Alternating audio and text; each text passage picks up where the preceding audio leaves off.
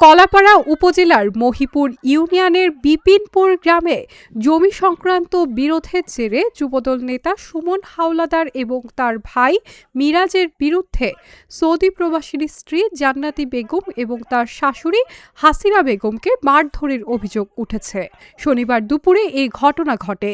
গুরুতর আহত জান্নাতিকে হাসপাতালে ভর্তি করা হয়েছে এবং হাসিনা প্রাথমিক চিকিৎসা নিয়েছেন। অভিযোগ রয়েছে 13% জমি নিয়ে দীর্ঘদিনের বিরোধের জেরে তারা হামলা চালায়। তবে সুমন হাওলাদার অভিযোগ অস্বীকার করে বলেন উল্টো তাকে মারধর করা হয়েছে। এই ঘটনায় এখনও কোনো লিখিত অভিযোগ না পেলেও অভিযোগ পেলে ব্যবস্থা নেওয়া হবে বলে জানিয়েছে মহিপুর থানা পুলিশ। আমাদের বাড়িতে জোর করে ঘর হইতেছে সুমন, রাজাক দালালের ছেলে সুমন, ওইটা হলো বিয়ের ছেলে নিহের ছেলে মিরাজ। ওরা জোর করে আমার বাড়ি ঘর হইতে এসে আমার শাশুড়ি বাধা দিতে গেছে। আমার শাশুড়ি যে কুদ ধরছে, এবার আমি থামাইতে গেছি। থামাইতে গেছে পর আমার সিজারের বাচ্চা হয়েছে, 4 মাসের বাচ্চা।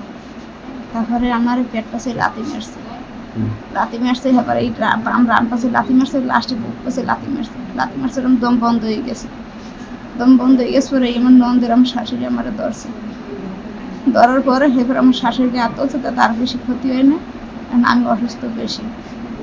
ছেলের বাচ্চা 4 মাস হয়েছে, এখন তলফাটে ব্যথা করে, বুকে ব্যথা করে।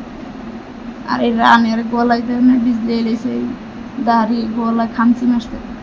সে কয় এমন গাদি সাফা গাদি যেন জীবনে কেউ না দেখাইতে পারো, যেন কেউ না কইতে পারো, এমন গাদি মারছে রাজাক দালালের ছেলে সুমন। তো মিলে গেঞ্জাম আমার মামা শ্বশুর লাগে, আমার বড় মামা শ্বশুর বাসা দালাল, মুর্শিদার দালাল আর সুমন। এগুলোকে গেঞ্জাম বিএমপির অফিসে গেছিল, যাই এখন সালিশি হয়েছে। সালিশ হয়েছে কি আমি এখন পর্যন্ত শুনতে পারিনি কি সালিশি হয়েছে, কি কয়েছে। এখন বলে আমার মামা শ্বশুরে কইছে যে আমরা এই সালিশিতে না, এই সুমনের জন্য সুমনে বলবো। আমার শাশুড়ি ঘরে আইতে পারে না, এর মধ্যে ওরা কাজে লাগাই দিয়েছে। কাজে লাগাইয়া এরপরে ওই জায়গায় ঘরের দিকে গেছে, আবার কাঠখুটা করে। এটা আমার শাশুড়ি বাঁধাচ্ছে, আমার শাশুড়ি মারা দিয়েছে, পরে আমি এবার গেছি। তারপরে আমার উপরে হামলা চলছে। আমি নামাজ পড়তে যাইতেছিলাম, তখন এই মারামারি চলে।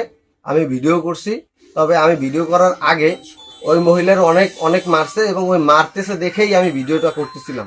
তো ভিডিও শেষ করে আমি যখন মসজিদে যাইতেছিলাম, ওই সময় আমার এই ভিডিও ডিলিট করতে বলে এবং এজন্য আমার 4 জনে মিললে বেধড়কভাবে মারে সেটাকে।